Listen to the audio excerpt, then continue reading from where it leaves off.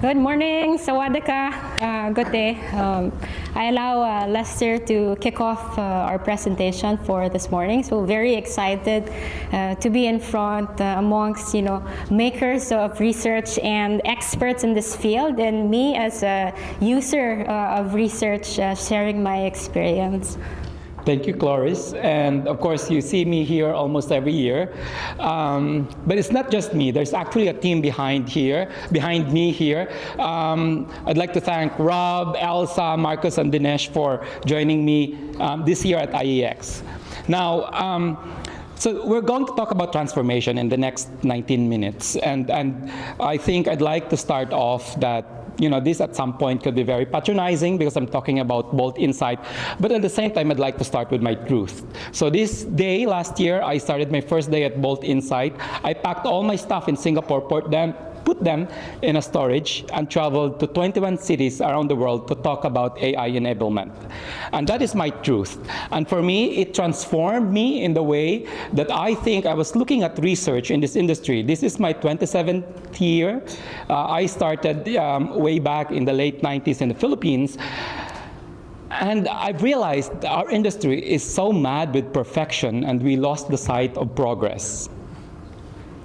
For me, that was the big impact of how I transformed myself to enable myself to be AI-enabled. And for me, that's my truth, and my truth aligns with my values of how I use and be authentic at market research on a personal level, as well as in how I deal with projects and with my clients, and that values build trust because we're looking at progress, and of course, that trust accelerates impact. Now, how does that relate in relation to Bolt? Now, Bolt has been around over the past 6 years. It has started as a quantitative. We do have our quantitative, and thanks to my team, we're bringing it now here in the region. But we started as Bolt Chat, and at the onset of ChatGPT, we became Bolt Chat AI right after the pandemic. And so for us, this is really built by researchers and for researchers. And we're not looking at it as a hard science. We're looking at it as a social science. And in fact, we built the platform out of the wish lists of the client. And so the platform that I've seen when I joined the company a year ago is so different from what it is now. And so I'm just going to talk through about the process before I go to the whys and to the what of how the business transformation with Nestle occurred. Basically, the frame of reference is IDI, and with the current limitations of our technology, this is how you can build the scale. So it's qual at scale, and it can ingest any responses thanks to agentic AI. It can ingest audio, video, photo, and it doesn't leave the platform in relation to translations. Translation doesn't necessarily mean looking at lingua franca or the sub-regional languages. We're looking at the semiotics and even how intergenerational language change over time. In a traditional research, and I'm a fan of this, back in the days, given the limitations of technology and the way market research is structured, if a respondent doesn't finish the sentence, that respondent is being kicked out. But that's not the way Generation Gen Alpha or Gen Z talk to each other. They never finish the sentence. So here, what we're trying to do is to ingest and live the market research experience from a real respondent's perspective.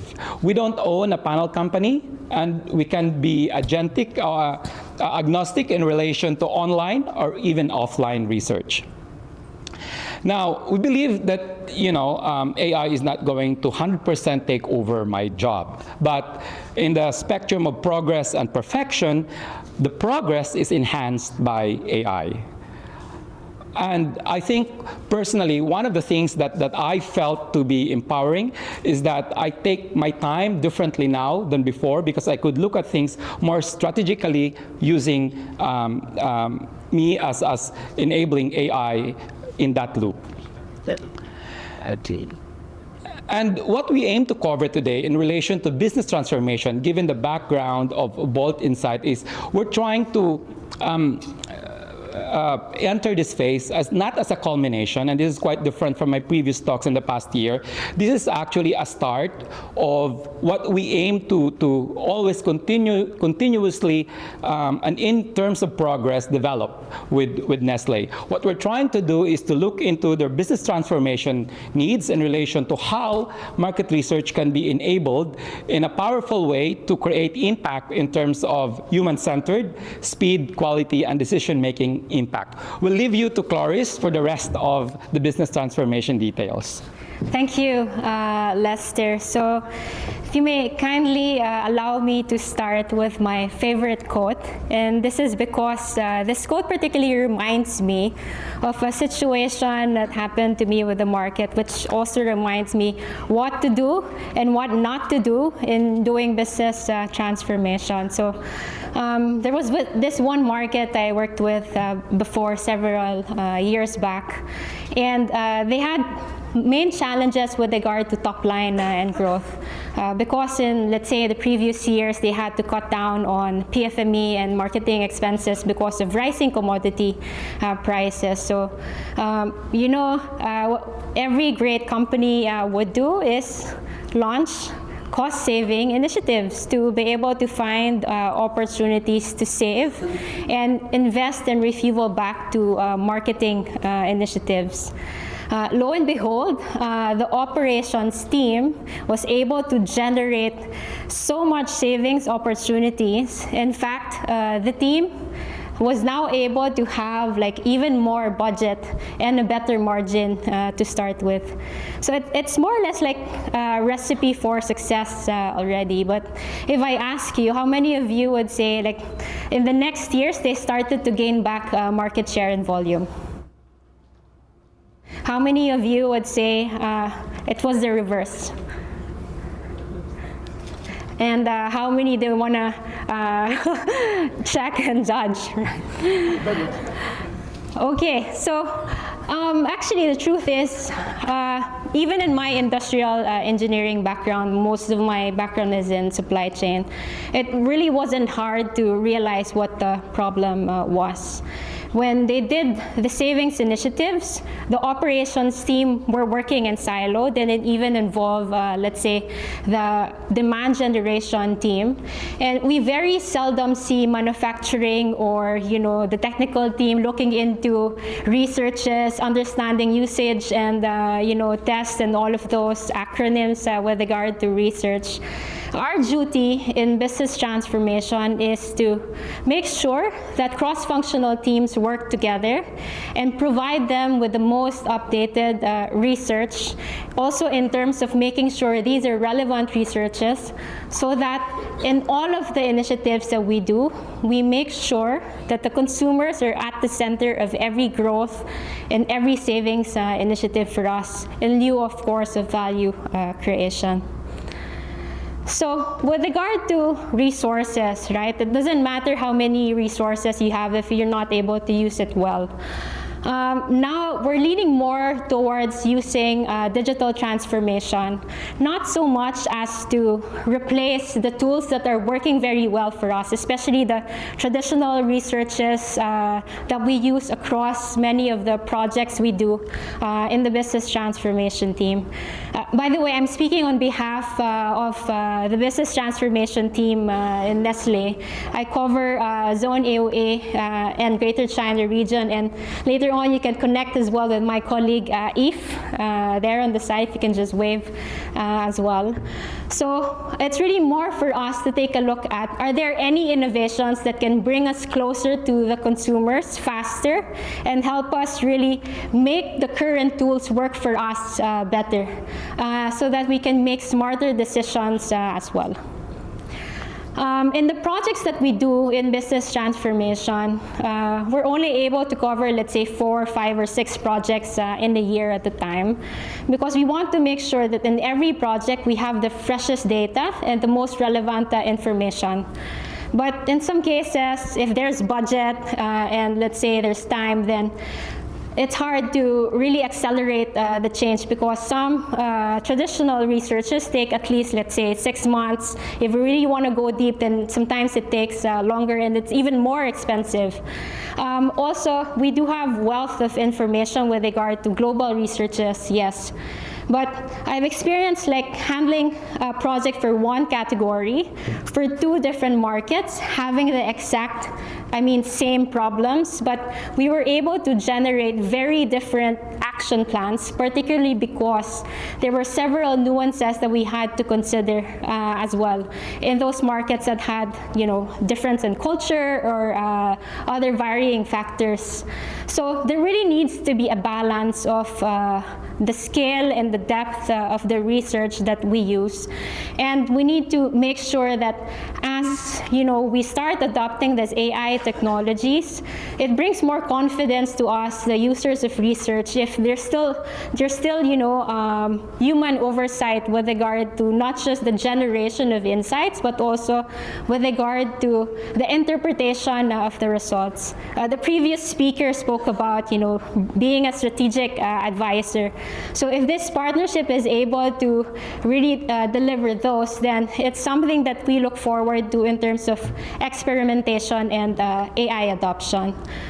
But whenever we do all of these testing, part of the things we make sure of is that before we scale across the different projects, we do all of these mini experiments just to be able to see whether there's consistency in terms of the AI adoption. So we're able to clearly understand in terms of transparency, the explainability of the generative AI tool in terms of how our data is used, how insights are generated, and most importantly, if the proprietary information that we feed into the technology and whatever insights are generated are protected and are very secure. So we've done a couple of experiments, and in fact, that's one of the reasons why we were able to partner with Bolt in doing one of these experiments. So like in many experiments, we want to make sure there's a control group. So what we try to do is look for a very specific tool that's working very well for us already across our researches, which is the Kano model exercise. Who among you are familiar with that? Yes. So what we wanted to do is to check with the use of AI and the adoption of the technology of Bolt, are we going to be able to deduce an even deeper understanding of the results? And is it going to be much faster as well for us? So what we did was we used the Bolt Agile Quant technology to do the quantitative leg of the research to be able to take a look at what are the different value drivers. With the existing researches, we're able to deduce like what are the very important attributes, but it's one thing to be able to understand how does these attributes differentiate so that we can develop more actionable insights. So apart from just being able to do the quantitative research in a much faster way, we leveraged on the Bolt Chat AI for us to be able to understand further the why behind the Kano results, which in previous researches, most of the results were based on interpretation of the team. So we want to be able to now slice and dice and use the technology to connect the dots, prompt questions, and be able to synthesize the whys behind the Kano results for us. This is more or less for illustration purposes, but at least this allows us to really see in terms of tangible results how the Kano insighting really helped us to focus on what do we really communicate. Do we communicate about taste, or do we invest further in terms of that, when in fact just to realize there are other drivers that drive satisfaction to consumers. Here as well, what I want to emphasize is before we were able to do like projects 5 or 6 times, but with a significant reduction in terms of 10 to 12 weeks to just over a month for both the qual and quant. Very pleased to, with more experiments, we're able to see the consistency of the delivery of the research. Then likely we'll be able to do 4 to 6 projects at the same time. So just to show, before, whenever we used to do workshops, when we bring the operations team, the demand generation team together, it's now become easier for the operations team, like a very technical person, to start understanding the value drivers in a more interactive way. So with the easier use of the technology, we're able to analyze the data, prompt as well. So the video is not working, but here we're able to analyze the data, slice and dice, and then also be able to prompt to connect the dots between, let's say, the results from the qualitative research connected back to the quantitative research to deliver actionable insights for us and the team. So overall, what we realized, like doing this adoption of AI technologies, more in the, of course, generative AI landscape, it amplified our ability to understand our consumers better, deeper. It really definitely accelerated insighting for us. But what we wanted to make sure is that we were able to reach real consumers while using AI and having human oversight over the course of the AI adoption. And this is with the partnership that we've done with BOTA and the agency, and what we look forward to having as well with a lot more partners in terms of having that strategic advisory for us in lieu of growth. So thank you very much, Kapunka. Okay, thanks, Chloris. So I think I'd like to do a viva voce just to make sure that we have key takeaways. And I have 3 myths and truths. I'd like the audience to participate in the last 3 minutes of our talk. If you can get hold of a yellow and flag, and probably at the back, if you are not able to have that, maybe viva voce, raise your hand so that you're able to ingest what Chloris and I have spoken about in the last 15 minutes or so. Okay, so blue means true and yellow means false. Okay, so let's start this one. Okay, AI replaces human insight teams. True or false?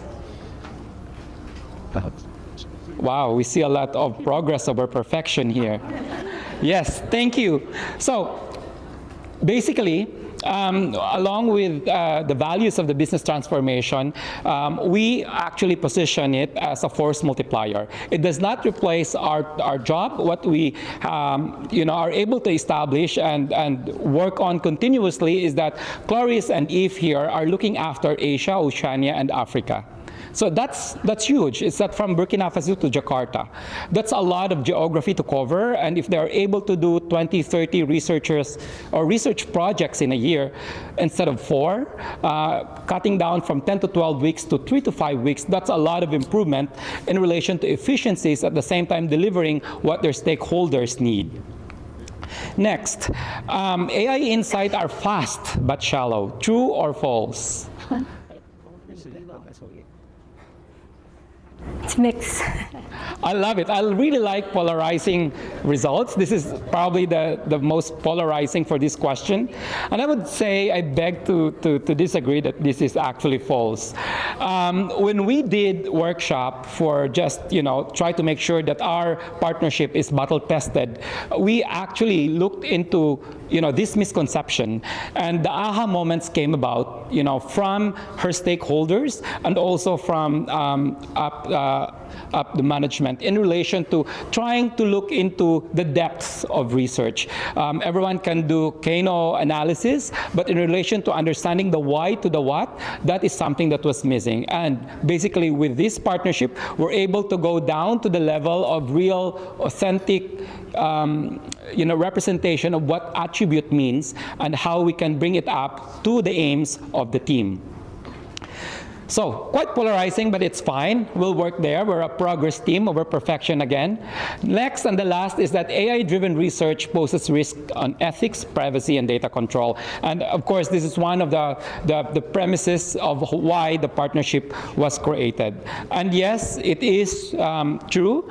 And I really would like everyone to bring, some focus and attention to the American Institute of Certified Public Accountants, SOC 2 Type 2. If you're working with an AA agency and it doesn't have this, you should be, it risks some red flags and alert. I really would like everyone to adhere to the global standard in relation, not only in relation to privacy, GDPR or SMR code of conduct for your 20 AI questions. You should be certified by an external, and for us, the global standard at the moment is by IIECPA. So if you are asking for a bidding or a pitch, I really would like you to be part of this movement for us to be guardrails of ethics, privacy, and data control. Now, this is our second to the last slide, and basically we would like to thank, Chloris and Eve for posing the challenge to us. And really, it's a work in progress. We're going to strive to get there in relation to be battle tested for the continuous needs of the business of the transformation team. And so that's us for us today, and you can actually meet the Bolt Insight team, Dinesh, Marcus, Elsa, and Rob at our booth outside. Thank you very much. Thank you.